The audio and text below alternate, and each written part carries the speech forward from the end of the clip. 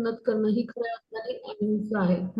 म्हणजे काय की इथे आपण समजून घेऊया की आपण एक प्रकारे इतरांना आपण जे घेतलंय हे ज्ञान देत नसतो. म्हणजे आता आपण घेतोय हे ज्ञान आध्यात्मिक स्तरावर उन्नत होण्यासाठी, तर इतर जे आपल्या होती दुःखी जीव आहेत ते त्रिविध तापामध्ये क्लेशपूर्ण जीवन जगतायत, तर त्या ज्ञान आहे त्यांना.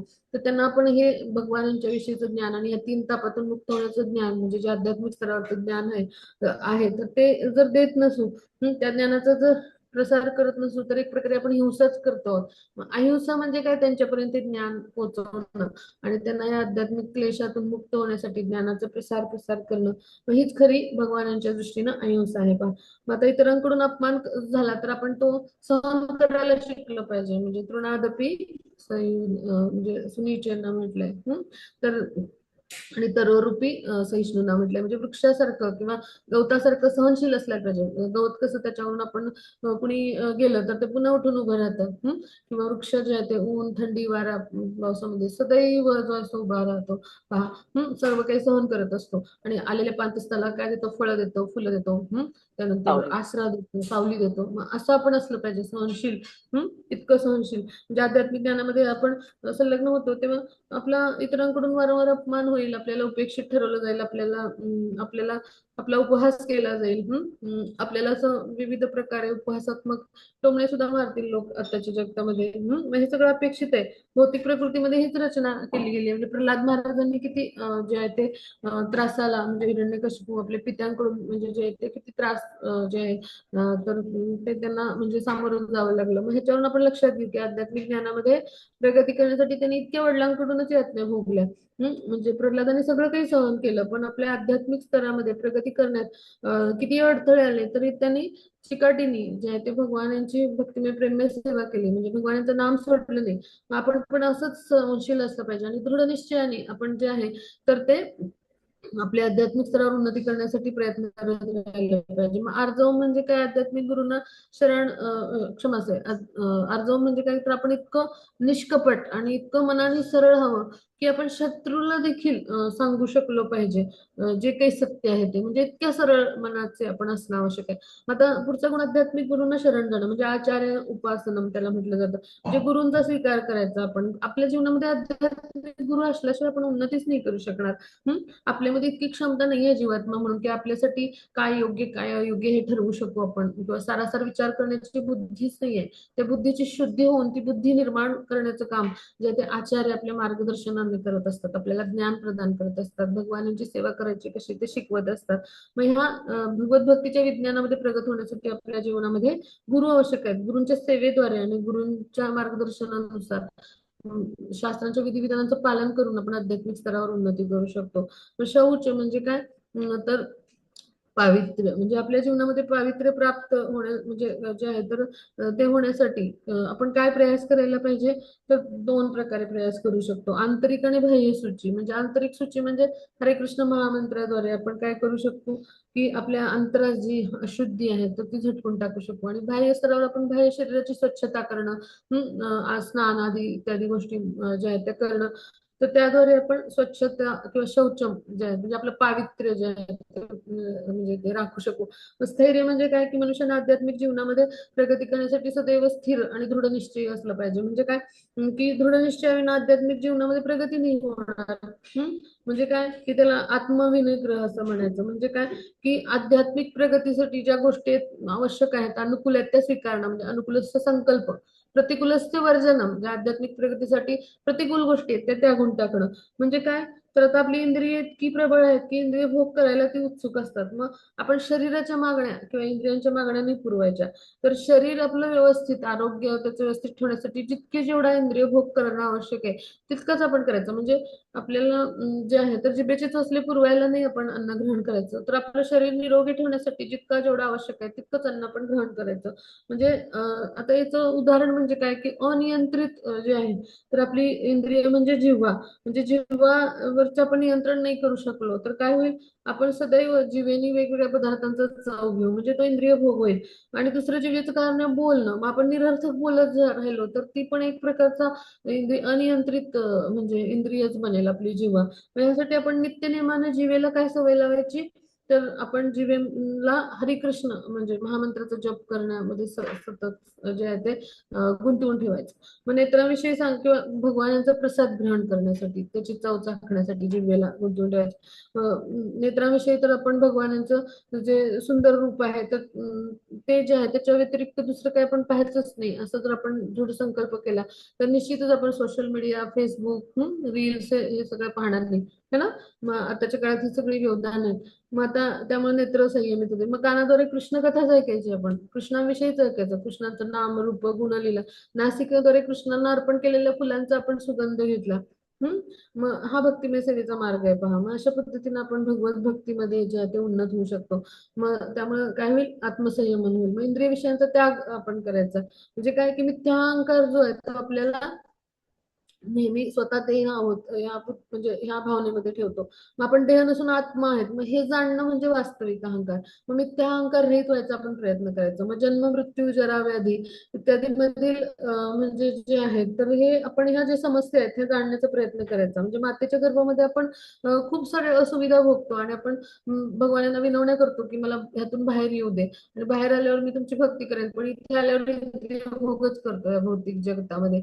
मग म्हणून ह्या ज्या चार समस्या आहेत तर ह्यांच्यावरचा उपाय जो आहे आणि त्याचबरोबर ह्या जन्म, मृत्यू, जरा, व्याधी या चार समस्यांमुळे आपलं जीवन कसं सुखमय झालंय तर हे आपण जाणणं आवश्यक आहे. मग ह्याच्यावरती आपलं चिंतन होणं आवश्यक आहे. मग ह्याच्यावर जर उपाय हवा असेल ह्या आध्यात्मिक जगतात जिथे ह्या चार समस्या आहेत तिथं पुन्हा परतून यायचं नसेल ह्या भौतिक जगतामध्ये तर आपल्याला कुठे जावं लागेल, आध्यात्मिक जगतात. मग ह्या विषयी आपण प्रयत्न करणं आवश्यक आहे. मग आता अनासक्ती म्हणजे काय, तर पुत्र, पत्नी, घर इत्याविषयी म्हणजे किंवा आपली संपत्ती इत्यादी विषयी आपण अनासक्त म्हणजे काय की आपल्याला म्हणजे याचा अर्थ असा नाही की आपल्याला त्यांच्याविषयी प्रेम किंवा भाव असू नये. आपल्याला निश्चित असावं, गृहस्थाश्रमातल्या लोकांचं हे कर्तव्य आहे. आपले ते प्रीतीचे विषय असतात, पण आपण आध्यात्मिक प्रगतीसाठी आपली पत्नी, मुलं, बाळ, घर किंवा आपली जी संपत्ती स्थिती आहे ती जर अनुकूल नसेल ना तर आपण त्यांच्याविषयी आसक्ती बाळगू नये. म्हणजे काय की घर सुखी कसं बनवायचं, तर घरातल्या सगळ्यांना कृष्ण भावना भावित बनवणं म्हणजे त्याद्वारे घर आपलं सुखी होईल. म्हणजे कृष्ण भावनेमध्ये आपण हरे कृष्ण महामंत्राचा जप सगळ्यांनी केला किंवा एकत्रित बसून घरामध्ये जप केला, संकीर्तन केलं किंवा कृष्ण प्रसाद ग्रहण केला किंवा श्रीमद भगवद्गीता, भागवतातल्या ग्रंथाविषयी चर्चा केल्या किंवा अर्चविग्रहांची आराधना केली. ह्या चार गोष्टीमुळे मनुष्य जीवन जे आहे ते सुखी होईल. म्हणजे सकाळ संध्याकाळ आपण सगळ्यांनी एकत्र येऊन हरे कृष्ण महामंत्राचा जप करायचा प्रयत्न केला, संकीर्तन केलं म्हणजे असं किंवा चार नियमक तत्वांचं पालन करायला सुरुवात केलं म्हणजे घरातले जे स्पंदन आहेत ते बदलतात. म्हणजे कौटुंबिक जीवनामध्ये आपले जे घरातले कौटुंबिक सदस्य आहेत हे कृष्ण भावनेला जर पूरक असतील तर निश्चितच आपण जे आहे ते कौटुंबिक घडी योग्य प्रकारे बसवू शकू. पण कौटुंबिक जीवन जे आहे ते आपल्या आध्यात्मिक जीवनासाठी प्रतिकूल असेल तर मग मात्र आत्मसाक्षात्काराच्या स्तरावर आपल्याला जर उन्नत व्हायचं असेल तर असं कुटुंब सुद्धा आपण वेळप्रसंगी त्यागणं आवश्यक आहे. म्हणजे काय की अर्जुनाला स्वजनांना मारायची इच्छा नव्हती, म्हणून आपले कुटुंबीय आणि जे आहे तर यांच्याविषयीची आसक्ती भगवत साक्षात्काराच्या प्रयत्नामध्ये त्याच्या अडथळा येत होती. म्हटल्यावरती भगवानांनी त्याला काय उपदेश केला की ही जी आसक्ती आहे स्वजनांची हत्या कशी बरं करू, ही भौतिक आसक्ती आहे कुटुंबियाविषयी तर ही त्यागून टाक आणि तू तुझं कर्तव्य कर्म, क्षत्रियाचं कर्तव्य कर्म काय तर युद्ध करणं ते कर. त्याद्वारे तू आत्मसाक्षात्काराच्या स्तरावर उन्नत होशील कारण ते कृष्ण भावना वैत कार्य आहे. मग त्याने आदेशांचा स्वीकार केला आणि त्यांनी काय केलं, आपल्या स्वजनांची हत्या केली म्हणजे युद्धामध्ये. मग अशा पद्धतीनं कौटुंबिक जीवनाचे जे आहे आपलं तर त्यामध्ये आपण अनासक्त असलं पाहिजे. तरच आपण सुखी होऊ शकतो. मग आता घरदार म्हणजे पत्नी, मुलं, बाळ तर ह्यांच्यापासून आपण अनासक्त व्हायचं म्हणजे काय, आपल्या भौतिक म्हणजे आपल्या आध्यात्मिक स्तरावर जर प्रगतीसाठी हे प्रतिकूल असतील तर आपण त्यांच्याविषयी अनासक्ती बाळगून आपण भक्तिमय प्रेममय सेवेमध्ये जे आहे ते आसक्ती जे आहे ते निर्माण करणं, कृष्णाविषयी आसक्ती निर्माण करणं हे जे आहे ते महत्वाचं आहे. म्हणजे भौतिक जीवनातल्या सुखदुःखांनी आपण विचलित नाही व्हायचं, तर आपण समभावामध्ये किंवा समचित्त राहणं आवश्यक आहे. कुठल्याही गोष्टीने विचलित न होऊ या स्तरावर आपण येणं आवश्यक आहे. मग आता एखादा मनुष्य आध्यात्मिक स्तरावर रुळला तर तो अनन्य भक्ती सेवेमध्ये भगवानांच्या जो आहे तर तो उन्नत होतो. मग एकांतवासात राहायची त्याला म्हणजे इच्छा होते, म्हणजे त्याला हा विषयी लोकांचा म्हणजे इंद्रिय तृप्ती करणाऱ्या लोकांचा संघ आवडत नाही, म्हणजे त्याला तो कुसंग वाटतो, कारण तो भक्तांच्या संगतीत राहायला त्याला आवडतं. म्हणजे हे जे लोक आहेत त्याच्या विरुद्ध असतात, म्हणजे इंद्रिय भोग करणारे असतात, म्हणून त्याला कुसंग वाटतो. मग अशी आपली परीक्षा करायची की आपल्याला अनावश्यक चित्रपट म्हणजे खेळ, सार्वजनिक उत्सव समारंभ ह्याच्यामध्ये भाग घ्यावंसं वाटतंय, की आपल्याला एकांतवासात. एकांतवास म्हणजे भक्तांच्या संघामध्ये, याचा अर्थ असा होतो. एकांतवासात म्हणजे एकटं नाही बसायचं स्वतःला घरामध्ये कोंडून, तर एकांतवास म्हणजे भक्तांचा संघ करणं, असा शास्त्रांच्या माध्यमातून याचा अर्थ घेतला जातो. मग आपल्याला भौतिक भोग करा असं वाटतं की अशा पद्धतीनं जे आहे ते भोग घ्यावं, असं म्हणजे भौतिक भोग करायसाठी की अशा पद्धतीने आपण भगवानांची सेवा करण्यासाठी भक्तांचा संघ करावा असं वाटतो. ह्याच्यावरून आपण स्वतःची परीक्षा करू शकतो. म्हणजे असा जो भक्त असतो त्याला ह्या भौतिक भोगामध्ये काही रस नसतं. किंवा लैंगिक जीवनाविषयी पण त्याला अनासक्ती असते. म्हणजे हे गृहस्थाश्रमातलं ब्रह्मचर्य व्रताचं पालन आहे. त्याच्यावरून आपल्याला लक्षात येईल. मग आत्मसाक्षात्काराविषयी सांगायचं तर आपण सगळ्यांनी लक्षात घेऊया, भक्ती योग जो आहे ना त्याला व्यवहारी किंवा व्यवहार्य म्हटलंय. म्हणजे भक्तीचा विचार केला तर आत्मा परमात्मा यांचा संबंध जो आहे तो समजून घेणं, तर इतकंच नाही भक्ती योगाच्या स्तरावर अपेक्षित, तर भगवान यांची भक्तिमय प्रेममय सेवा करण्यासाठी आपण दृढ निश्चयी राहणं, म्हणजे अनन्य भक्तिमय सेवा ही आपल्या जीवनाचं उद्दिष्ट असलं पाहिजे. आणि मग आत्मसाक्षात्काराच्या स्तरावर आपण स्वतःला उन्नत करण्यासाठीचे सर्व प्रयास करणं आणि भगवान यांच्या विषयीच्या ज्ञानामध्ये उन्नत होण्यासाठी तत्वज्ञानात्मक शोध म्हणजे काय, ह्या विविध शास्त्रांच्या माध्यमातून अध्ययन करायचा प्रयत्न करणं. मग यासाठी विनम्रता, म्हणजे आपण स्वतःला कुणीतरी भगवान यांच्यापेक्षा वेगळं न समजता भगवान यांना शरण जाऊन त्यांचा दास समजून त्यांची सेवा करणं आणि त्याद्वारे ज्ञानाच्या स्तरावर उन्नत होणं गुरूंच्या मार्गदर्शनाखाली भक्तिमय प्रेममय सेवेद्वारा. मग हे सगळं जे आहे ते ज्ञान आहे असं भगवान घोषित करतात, आणि जे काही उरलेलं आहे ते सगळं अज्ञान आहे. म्हणजे आपलं किती अज्ञान होतं पहा, आणि आता आपण ज्ञान जे आहे ते घ्यायला सुरुवात केली आहे. आता पुढे जाऊ आपण. हा प्रभूजी, पुढच्या स्लाइडवर येऊ. तर ज्ञेय म्हणजे काय, याचे आता वर्णन करून मी तुला सांगतो. ते जाणल्यानं अमृताचे आस्वादन करू शकशील. अनादि आणि माझ्या अधीन असणारे ब्रह्म हे भौतिक जगताच्या कार्यकारणांच्या पलीकडे आहे. म्हणजे तर भगवान जे आहे तर त्यांनी ज्ञान म्हणजे काय सांगितलं, तर ज्ञेय म्हणजे जे आहे ते सांगतात. म्हणजे ज्ञेय म्हणजे काय, ज्ञानाचं उद्दिष्ट. मग ते काय आहे ते जाणल्यावर अमृताचं आस्वादन करशील. म्हणजे आपल्या जीवनातलं ध्येय म्हणजे कृष्णांना जाणणं. मग अनादि आणि माझ्या अधीन असणारे ब्रह्म म्हणजे काय, तर भगवान यांच्याच अधीन आहे. ब्रह्म म्हणजे ईश्वरी साक्षात्कारचा पहिला टप्पा, तर हे सुद्धा भगवानांच्याच अधीन आहे. तर हे भौतिक जगताच्या कार्यकारणांच्या म्हणजे भौतिक जगतामध्ये ज्या क्रिया होतात त्याच्या पलीकडे आहे, म्हणजे आध्यात्मिक स्तरावरचा पहिला टप्पा जो आहे.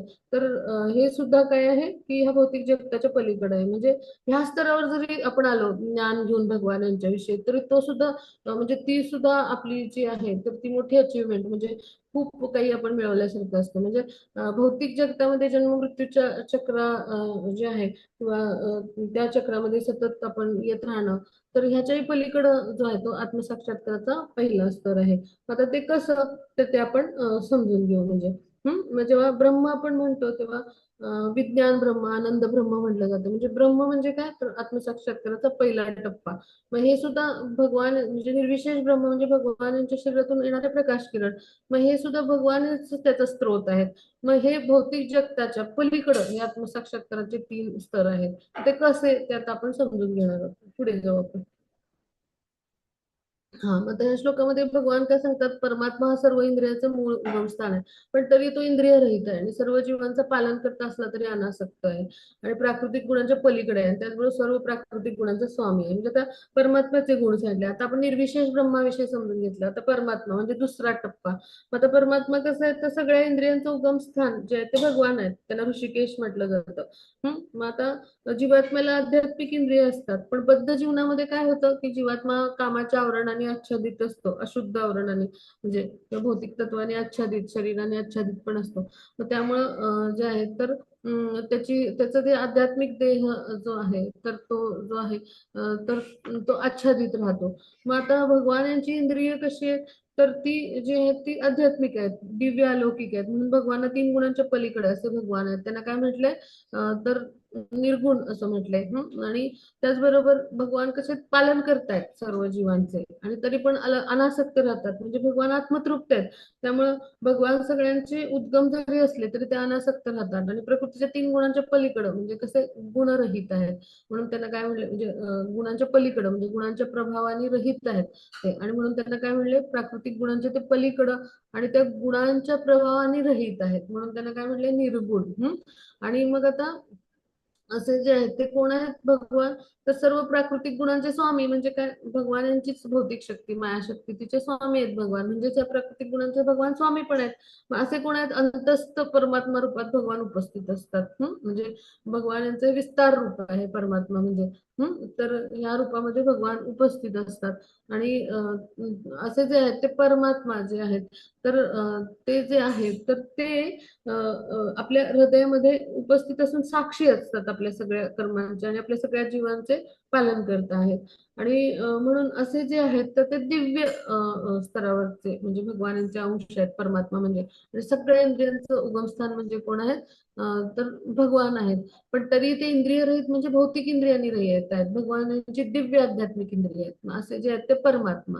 मग हे परमात्मा स्तरावरची अनुभूती म्हणजे काय, आध्यात्मिक स्तरावरचा म्हणजे हा दुसरा टप्पा आला. आता पुढे जाऊ आपण. हा, मग आता भगवान कसे आहेत तर ते आपण समजून घेऊ की ह्या श्लोकाद्वारे.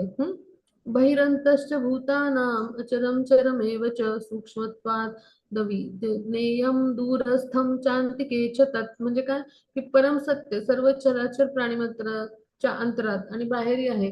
ते सूक्ष्म असल्यामुळे भौतिक इंद्रियांच्या पाहण्याच्या किंवा जाणण्याच्या ग्रहणशक्तीच्या पलीकडे आहे. ते अत्यंत दूर असून सर्वांच्या जवळ आहे. मग आता परमसत्य म्हणजे कोण, भगवान. ते सगळ्या प्राणीमात्रांच्या अंतरात उपस्थित असतात पहा. म्हणजे पहा, आपल्या हृदयामध्ये पण आहेत भगवान परमात्मा रूपात, आणि प्रत्येक म्हणजे चर अचर वस्तूमध्ये प्रत्येक अणुच्या अंतरात पण भगवान आपल्या सगळ्या म्हणजे ह्या भौतिक सृष्टीमध्ये आहेत, उपस्थित आहेत.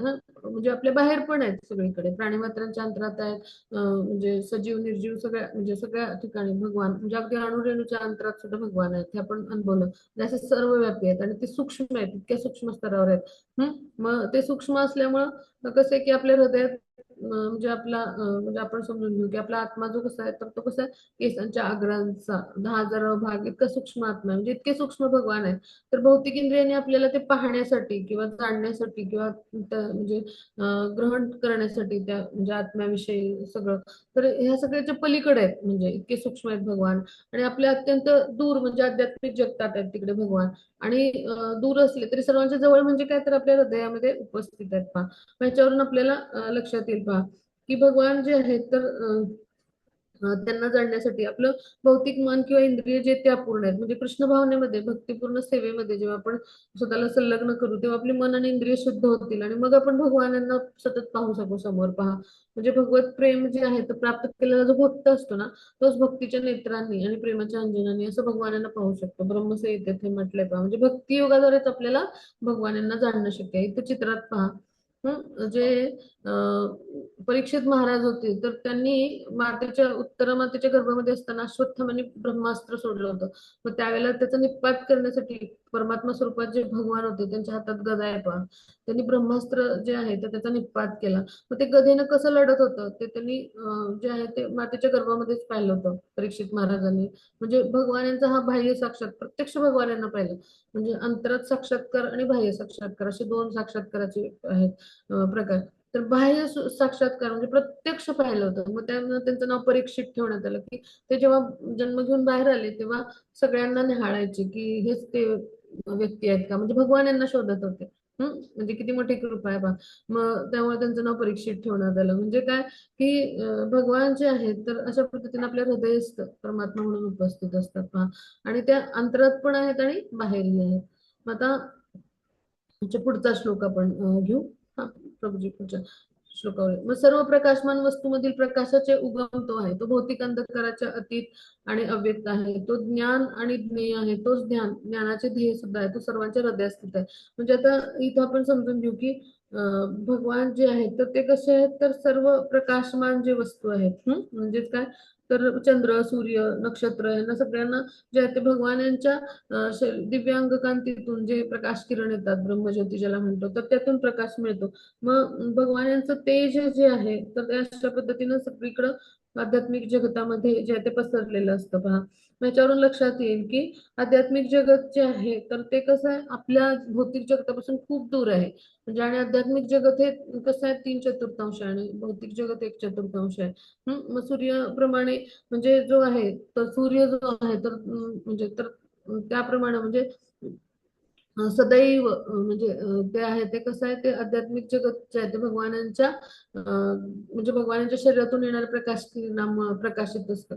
मग आता भौतिक प्रकृती जी आहे तर तिथं अंधकार आहे, तर बाहेरून प्रकाश द्यावा लागतो. मग सूर्याच्या माध्यमातून तो प्रकाश दिला जातो. मग भगवान यांचं ज्ञान कसं आहे दिव्य आहे.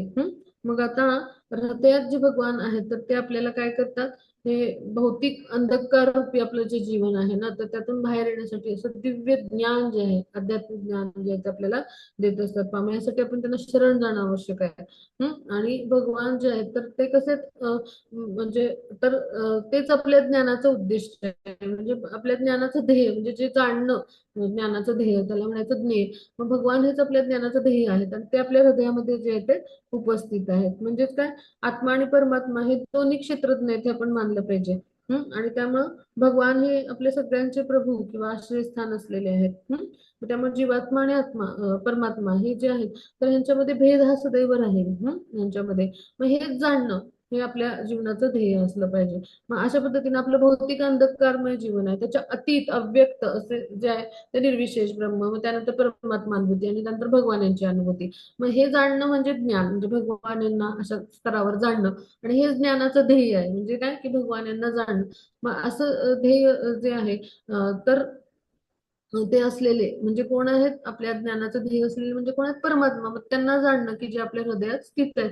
तर हेच आपल्या जीवनाचं ध्येय असलं पाहिजे. आता पुढे जाऊ आपण. हा मग याप्रमाणे देह म्हणजे क्षेत्र, त्यानंतर ज्ञान ज्ञेय यांचं संक्षिप्त वर्णन भगवान यांनी केलं.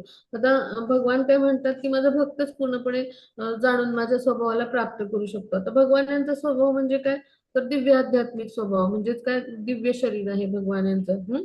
आणि मग आता भगवान यांनी काय की शरीर, ज्ञान आणि ज्ञेय यांच्याविषयी ज्ञान दिलं. मग ह्यालाच काय म्हणायचं, या तिघांच्या एकत्रीकरणाला म्हणजे तर विज्ञान असं म्हणायचं. मग असा एखादा भक्त असतो भगवान, तो भक्तीच्या नेत्रांनी आणि प्रेमाच्या अंजनाने भगवान यांना जाणू शकतो. म्हणजे काय, कृष्ण कार्यामध्ये तो संलग्न होतो. कृष्णांची जी आहे तर ती म्हणजे कृपा त्याला मिळते आणि त्या कृपेद्वारे तो भगवान यांना जाणू शकतो. मग आता पुढे जाऊ आपण.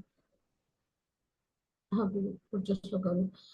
हा मग भौतिक प्रकृतीमध्ये आता पहा, जीव आणि भौतिक प्रकृती ही दोन्ही अनादी काळापासून आहे, शाश्वत काळापासून आहे. मग त्यांचे विकार आणि त्रिगुण हे भौतिक प्रकृतीपासून उत्पन्न होतात. म्हणजे जीवाला हे सगळे विकार जे आहेत ते कुणामध्ये कुणापासून मिळतात, भौतिक प्रकृतीपासून. 3 गुणांच्या प्रभावाखाली जीव जो आहे तो भौतिक प्रकृतीमध्ये असतो आणि म्हणून हे सगळे विविध विकार उत्पन्न होतात. आणि या विकारानुसार त्याचं कर्म घडतं, त्यामुळे विविध शरीरं मिळतात आणि असा म्हणजे त्याचा प्रवास 84 लक्ष योनीमधनं सुरूच राहतो. मग आता पुढे जाऊ आपण. हा प्रभूजी पुढची स्लाइड. हा मग आता इथं आपण समजून घेऊया.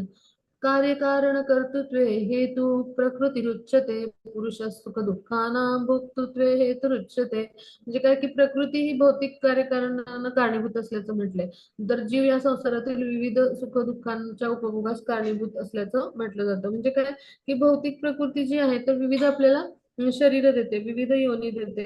आणि मग या भौतिक प्रकृतीमध्ये जे काही शरीर मिळतं ते जीवाच्या सुखदुःखांना च्या उपभोगास कारणीभूत असतं. म्हणजे काय की आता जो काही भौतिक प्रकृतीमध्ये आपल्याला शरीर मिळतं तर त्यानुसार आपले जे आहे ते कार्य करतं. मग आपल्या पूर्वजन्माच्या जे काही कर्म असतात त्यानुसार आपल्याला जे काही इच्छा असतात तर त्यानुसार आपल्याला शरीर मिळत असतं. म्हणजे आपण पूर्व म्हणजे जन्म जे आहे तर ती म्हणजे किंवा आपल्या गत जन्मामध्ये जर कशी कृत्य म्हणजे आपण सदैव मांसाहारच केला आणि सगळी इंद्रिय सुख उपभोगली, अनैतिकता केली, नशापान केलं, अवैध मार्गाने धन मिळवलं, असं सगळंच केलं. आणि सदैव विविध स्त्रियांशी संग केला तर मग त्या व्यक्तीला डुकराचा जन्म मिळतो. मग त्यानुसार विविध सुख दुःख तो म्हणजे हा तो जीव जे आहे तर त्याला डुकराचं शरीर मिळालं तर त्यानुसार त्याला विष्ठा खावी लागते, चिखलात लोळावं लागतं आणि डुकरीशी संग करतो तो. मग असं जे कार्य आहे तर ते म्हणजे विविध सुख किंवा दुःख जे आहे ते उपभोगण्यासाठी म्हणजे जो जीव जो आहे तर त्याला जे काही शरीर मिळतं तर ती प्रकृती जी आहे तर ती शरीर प्रदान करते एक निवासस्थान म्हणून आणि त्यानुसार कार्य करायला लागतं. मग कुणाला मनुष्याचं शरीर मिळतं त्याला त्यानुसार कार्य करायला लागतं.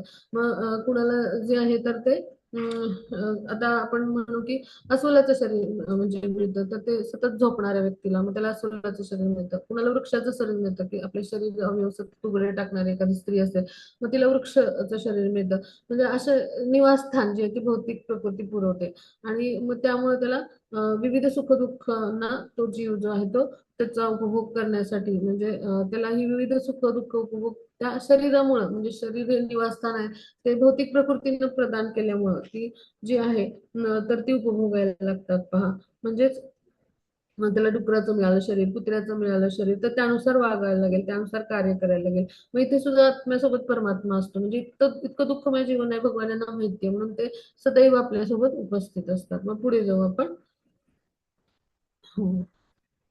आता याप्रमाणे जीवात्मा प्रकृतीच्या त्रिगुणांचा भोग करीत भौतिक प्रकृतीमध्ये जीवन व्यतीत करतो. मग भौतिक प्रकृतीशी संग केल्यामुळं त्याला विविध योनीमध्ये बरे वाईट जे आहे ते प्राप्त होते. म्हणजे काय की जीवात्मा अशा प्रकारच्या विविध इच्छा असतात तर त्यामुळं वेगवेगळी जी शरीरं मिळतात म्हणजे नवीन नवीन वस्त्र परिधान करतो आणि एका देहातून दुसऱ्या देहात स्थलांतर करतो. असं 84 लक्ष योनीतनं प्रवास करतो आणि प्रकृतीमध्ये त्याचं जीवन व्यतीत होतं. म्हणजे भौतिक प्रकृतीशी संग केल्यामुळे हे घडतं 3 गुणांच्या प्रभावाखाली आल्यामुळे. आणि त्याला मग विविध योनीमधून जे आहे तर ते बरे वाईट जे काही सुख दुःख आहे ते भोगावं लागतं. म्हणजे कधी त्याच्या इच्छेमुळे त्याला देवताचं शरीर मिळेल, कधी मनुष्याचं मिळेल, कधी पशु, कधी पक्षी, कधी कीटक, कधी जलचर, कधी संत व्हावं लागेल. कधी ढेकणाचा जन्म मिळेल असं काही त्याला शरीर जे आहे ते शरीर मिळतं. मग हे चांगले वाईट परिणाम प्राप्त जे होतात ते कशामुळं भौतिक प्रकृतीशी संग केल्यामुळे. आता पुढे जाऊ आपण. हा मग आता इथे आपण समजून घेऊ की तरी या शरीरामध्ये दुसरा एक दिव्य भोक्ता आहे तो महेश्वर साक्षी तथा अनुमती देणार आहे आणि तो परमात्मा म्हणून जाणला जातो. म्हणजे काय की इथं आपण समजून घेऊ की या शरीरामध्ये दिव्य भोक्ता म्हणजे कोण परमात्मा आहे आणि तो कसा आहे महेश्वर म्हणजे सगळ्यांचा जो आहे तो ईश्वर असा मानला जातो. साक्षी आहे तसंच आपलं प्रत्येक कर्म करायची अनुभूती कोण देतो तर तो आहे तो परमात्मा देत असतो. मग आपल्या प्रत्येक कर्माचा जो आहे तो साक्षी असतो, देखरेख करणारा असतो. आणि तोच सर्वश्रेष्ठ भोक्ता आहे. मग त्याला काय म्हणायचं परमात्मा. आणि आत्मा म्हणजे काय तर वृक्षाचं फळ चाकणारा म्हणजे उपभोग करणारा. मग भगवान सदैव आपल्याला अंतर्बाह्य आदेश करत असतात म्हणजे भगवद्गीतेद्वारे बाहेरून उपदेश करतात. अंतरातून ते परमात्मा म्हणून आपल्याला समजावून सांगतात.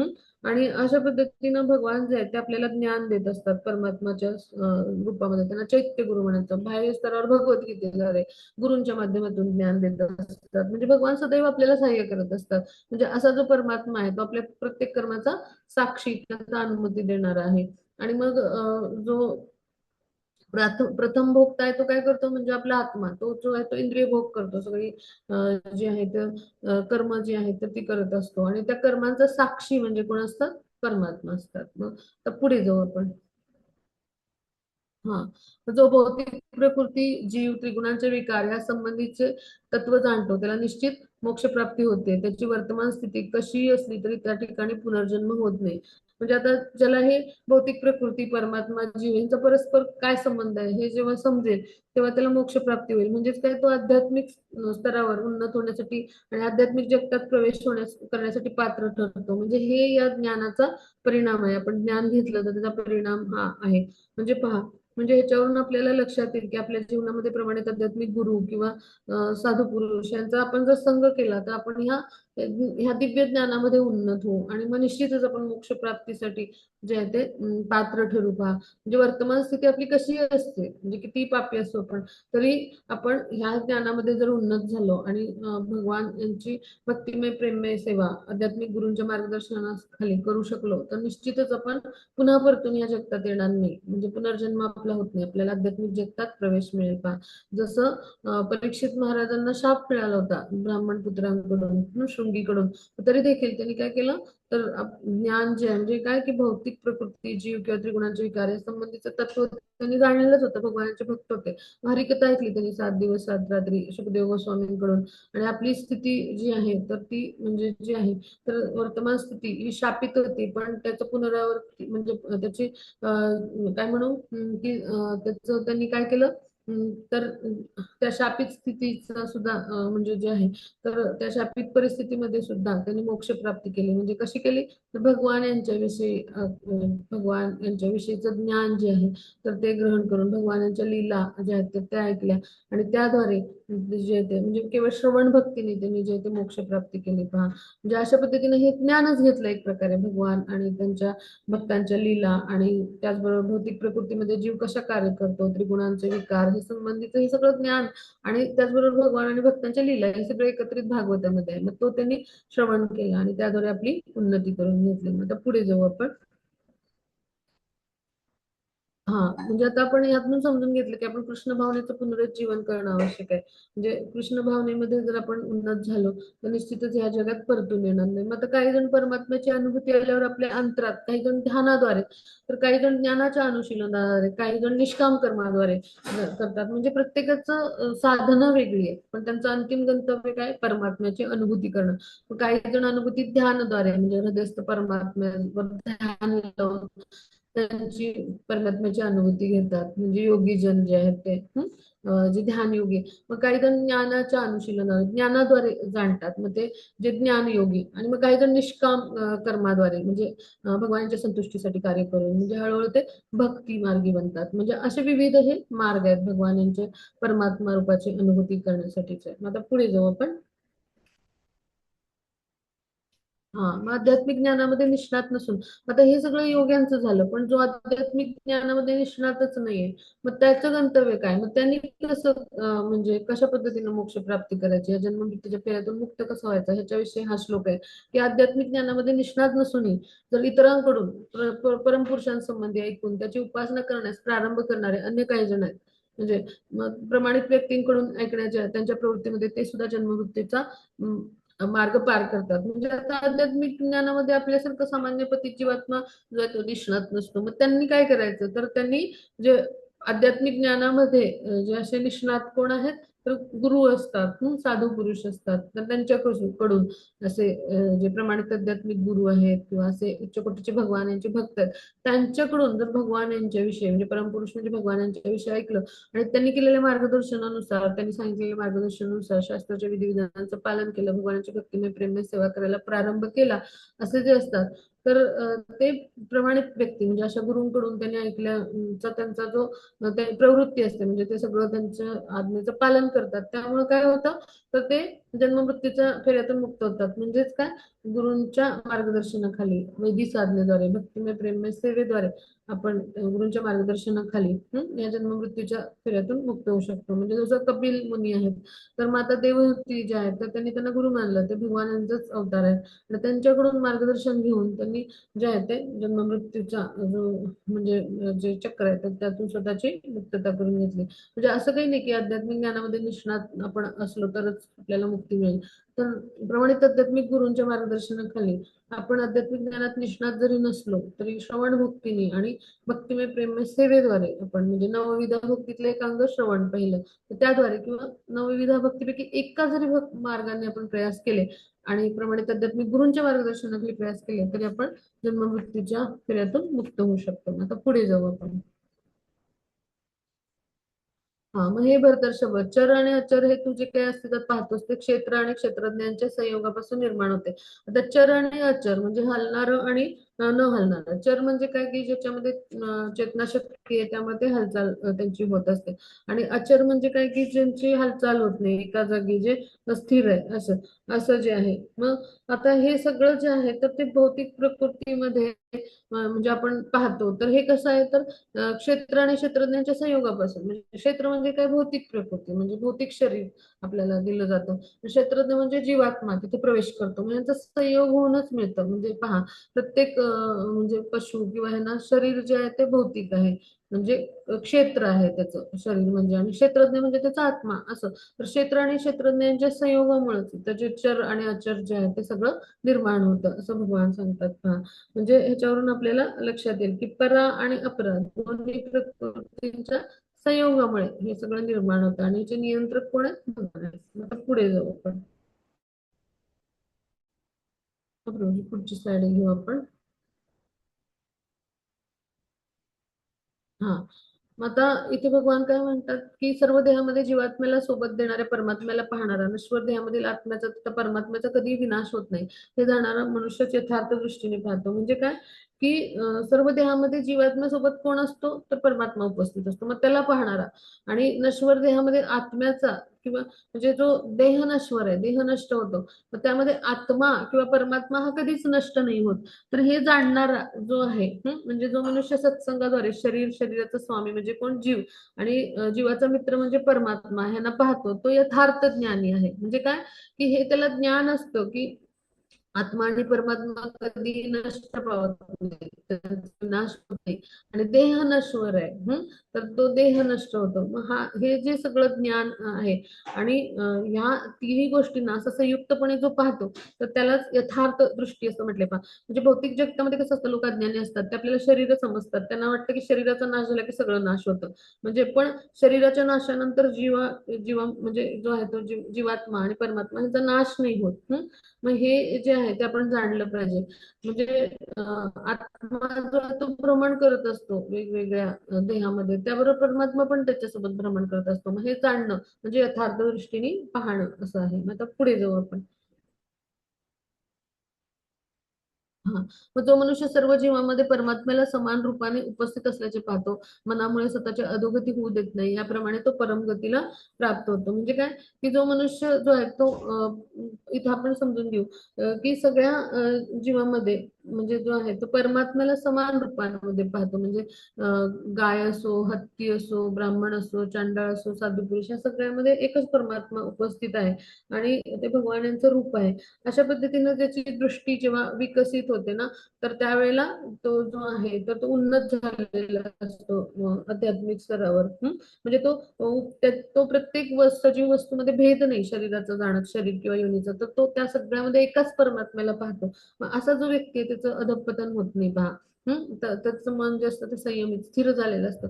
मग असा जो व्यक्ती आहे त्याचं मन परमात्म्यावर एकाग्र झालेलं असतो, आणि आध्यात्मिक ज्ञानामध्ये त्याची प्रगती झालेली असते. मग असा जो आहे तो परमगतीला, म्हणजे परमगती म्हणजे काय, तर आध्यात्मिक ज्ञानामध्ये उन्नत होऊन तो भगवत धामामध्ये जो आहे तर म्हणजे तो प्रवेश करण्याच्या स्थितीपर्यंत पोहोचलेला असतो. आता पुढे जाऊ आपण. हा, आता भौतिक प्रकृतीद्वारे निर्मित शरीरच सर्व कर्म करते, आणि आत्मा जे आहे अकर्ता आहे हे वास्तव पाहू शकणारा मनुष्य यथार्थ रूपाने पाहतो. म्हणजे काय की आता आपण समजून घेऊया की भौतिक प्रकृती जी आहे तर त्यांनी दिलेलं शरीर आहे तेच त्याची इंद्रिय ही कर्म करतात, आणि आत्मा कसा अकर्ता आहे, तो फक्त जीवनरथाचं चित्र समोर आणेल. तो फक्त इंद्रियांनी केलेल्या कर्माचा, म्हणजे भौतिक प्रकृतीने जी इंद्रिय दिली त्या कर्माचा परिणाम आत्मा भोगतो. म्हणजे आत्मा अकर्ता आहे, आत्मा काही कार्य करत नाहीत, इंद्रिय कार्य करतात. म्हणजे भौतिक प्रकृतीद्वारे शरीरात इंद्रिय आहेत आणि ती कर्म करतात, आणि त्यामुळे आत्मा करता राहतो. म्हणजे हे ज्याला समजेल तोच खऱ्या अर्थाने पाहू शकणारा, म्हणजे वास्तव रीतीने पाहणारा किंवा यथार्थ रूपाने पाहणारा मनुष्य आहे. म्हणजे आत्मा काही कार्य करत नाही, इंद्रिय कार्य करतात शरीरातले, आणि त्याचा परिणाम आत्म्याला भोगावा लागतो. आत्मा करता राहतो. मग हे पाहणारा मनुष्य म्हणजे जो आहे तर तो यथार्थ रीतीने पाहतो. पहा, आणि म्हणून तो सुखदुःखामध्ये जो आहे तो म्हणजे सतत येत असतो विविध शरीर घेऊन. मग ही दृष्टी विकसित होणं म्हणजेच काय, दिव्य दृष्टी त्याला प्राप्त होणं. आता पुढे जाऊ आपण. हा, मग आकाश सर्वव्यापी असून आपल्या सूक्ष्मामुळे कोणत्याही वस्तूमध्ये लिप्त होत नाही, त्याप्रमाणे ब्रह्मदृष्टीमध्ये स्थित झालेला आत्मा शरीरामध्ये लिप्त होत नाही. म्हणजे काय की आता ह्याच्यावरून आपण समजून घेऊया की आकाश जे आहे ते भगवान यांची सर्वात श्रेष्ठ अभिव्यक्ती आहे. मग आकाश सर्वव्यापी आहे. मग असं जरी आकाश असलं तरी त्याचं म्हणजे सूक्ष्म स्तरावर म्हणजे ते म्हणजे सूक्ष्मत्व त्याच्यामध्ये आहे. तर त्यामुळं तो कुठल्याही वस्तूमध्ये आकाश म्हणजे जे आहे ते मिसळत नाही. म्हणजे आकाशामध्ये वायू वाहत असतो पण आकाश आणि वायू एकमेकांमध्ये मिसळत नाही. मग त्याचप्रमाणे वायू, पाण्याची खल विष्ठा म्हणजे जो आहे तर ह्या सगळ्यामध्ये जो वायू आहे तो प्रवेश करत असतो, म्हणजे पाण्यामध्ये, चिखलामध्ये, विष्ठेमध्ये. पण तो कशातही मिसळत नाही, त्याचं स्वतंत्र अस्तित्व असतं. तसं जीव जे आहे ते विविध प्रकारची शरीर धारण करतात. प्रत्येक मृत्यूनंतर जीवात्मा एक शरीर त्यागून दुसऱ्या शरीरात जातो. पण त्याचं इतकं सूक्ष्म स्वरूप असतं जीवात्म्याचं, की तो कुठल्या शरीरामध्ये मिसळत नाही, त्याचं स्वतंत्र अस्तित्व तो अबाधित राखतो. आणि म्हणून आपल्याला ते प्राकृतिक डोळ्यांनी आपल्याला नाही अनुभवता येणार त्याचं सूक्ष्मत्व आहे. म्हणजे आपल्यासाठी संशोधनाचा, आत्ताच्या आधुनिक विज्ञानासाठी संशोधनाचा आणि या वैज्ञानिकांसाठी संशोधनाचा हा विषय आहे पहा. म्हणजे मुरारबाजी देशपांडे जे आहेत पहा, त्यांचं जे आहे तर धड वेगळं केलं गेलं युद्धामध्ये लढताना. मग तरी पण त्यांचे हात जे आहेत ते तलवारी चालवत होते. म्हणजे काय, आत्म्याची उपस्थिती आपल्या हृदयात आहे. याच्यावरून आपल्याला लक्षात येईल पहा, म्हणजे इतका सूक्ष्म आत्मा आहे, पण तो शरीरापासून म्हणजे जो आहे तो अलिप्त आहे. आणि त्याचं अस्तित्व जोपर्यंत आहे तोपर्यंत चेतना शक्ती जी आहे ती आपल्या शरीरामध्ये असते. अशा अनेक उदाहरणं आपल्याला जी आहे ती देता येऊ शकतील. म्हणजे संशोधनाचा विषय आहे ना हा वैज्ञानिकांसाठी. म्हणजे मेंदूवरती अवलंबून नाहीये, तर आत्म्याच्या उपस्थितीवरती अवलंबून आहे सगळं काही. ह्याच्यावरून आपल्याला लक्षात येईल. मग आता पुढे जाऊ आपण. हे भारतात ज्याप्रमाणे एकमेव सूर्य संपूर्ण विश्वाला प्रकाशित करतो, त्याप्रमाणे शरीरात असणारा एकमेव जीव चेतनेद्वारे संपूर्ण शरीराला विकसित करतो. म्हणजे काय, की जसा एकमेव सूर्य जो आहे भौतिक जगतामध्ये सगळ्यांना प्रकाशित करतो, सगळ्या म्हणजे चराचरात तिचा प्रकाश जातो आणि सगळ्यांना प्रकाशित करतो या विश्वामध्ये. तसं शरीराला सगळ्या एकमेव चेतनेद्वारे कोण विकसित करतो, तर आत्मा जो आहे तो प्रकाशित करतो. आणि त्यामुळे आपली जी आहे ती कार्य होतात. म्हणजे डोळ्यांनी पाहू शकतो, तोंडाने बोलू शकतो, कानाने ऐकू शकतो, ही सगळी चेतना शक्ती जी आहे आत्म्यामध्ये, त्यामुळे आपल्यामध्ये जी आहे ती वेगवेगळी कार्य इंद्रियांची होतात. म्हणजे चेतनेद्वारे तो सगळ्या शरीराला अशा पद्धतीने प्रकाशित करत असतो.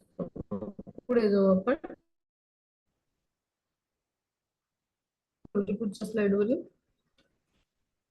हा, मग जो ज्ञानचक्षुनी क्षेत्र आणि क्षेत्रज्ञातला भेद पाहतो, आणि भौतिक प्रकृतीपासून मुक्त होण्याचा मार्गही जाणू शकतात, त्यांना परमलक्ष्याची प्राप्ती होते. म्हणजे काय, की मनुष्यांना आपण आपल्यासारख्या म्हणजे क्षेत्र आणि क्षेत्रज्ञ आणि परमात्मा ह्याच्यातले भेद जाणला. कसं, तर ज्ञानाच्या चक्षुनी ते दिव्य ज्ञानप्रमाणे आध्यात्मिक गुरु देतात आपल्याला. मग श्रद्धावान मनुष्य जो आहे तो परमेश्वरा विषयी सगळं श्रवण करतो. मग त्यायोगे हळूहळू सत्संगात तो जातो. मग तिथे आध्यात्मिक गुरूंचा स्वीकार करतो. मग त्याद्वारे त्याला भौतिक शरीर आणि आत्मा ह्याच्यातला फरक समजतो आणि आध्यात्मिक स्तरावर उन्नत होण्यासाठी तो प्रयास करतो. म्हणजे भगवान जे त्यांच्या विषयीचं ज्ञान देतात गुरु, विविध उपदेश करतात आणि त्याद्वारे तो स्वतःला मी शरीर आहे या भावनेतून मुक्त करतो आणि मी भगवानांचा आत्मा आहे ह्या स्तरावर तो स्वतःला जे आहे तर उन्नत करतो. म्हणजे पुनर्जागृती करतो आपल्या भगवानांच्याशी असलेल्या संबंधांची आणि या भौतिक संकल्पनातून स्वतःला मुक्त करतो. मग अशा पद्धतीनं भौतिक प्रकृतीपासून मुक्त होण्यास हे सगळं ज्ञान जे आहे ते आवश्यक आहे. आणि त्याद्वारे आपण परम लक्ष्य म्हणजे श्रीकृष्णांची प्राप्ती करू शकतो. की हीच हे सगळं ज्ञान म्हणून दिलं अर्जुनाला, की भौतिक संकल्पना, की हे माझे नातेवाईक आहेत, हे माझे अमुक आहेत, हे माझे तमुक आहेत, असे जे त्याचे विचार होते, हे सगळ्यातून तू मुक्त हो.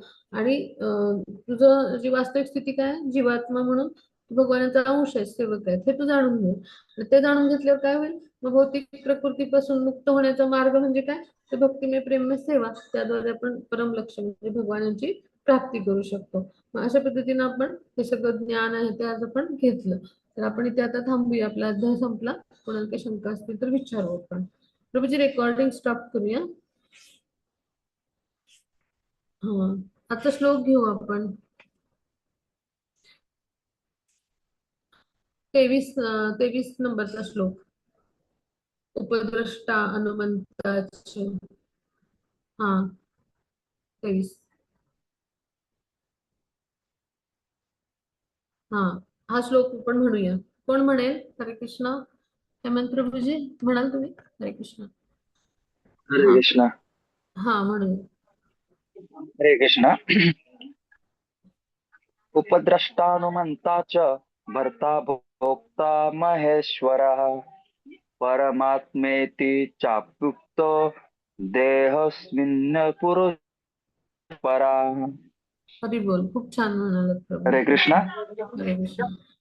हा, प्रभूजी रेकॉर्डिंग स्टॉप करूया. मी म्हणते, सगळ्यांनी म्हणूया माझ्यासोबत. उपद्रष्टा हनुमंता च उपद्रष्टानंता च कर्ता भोक्ता महेश्वरा कर्ता भोक्ता महेश्वरा परमात्मेति चाप्युक्तो परमात्मेति परमात्मेत्युक्तो देहेऽस्मिन् पुरुषः परः. देहेऽस्मिन् पुरुषः परः. हरे कृष्णा. हा प्रभूजी रेकॉर्डिंग स्टॉप करूया. आपला अध्याय संपलाय. कुणाला काही प्रश्न असतील तर विचारूया. प्रभूजी मला होस्ट करून तुम्ही लेफ्ट झालात तरी चालेल.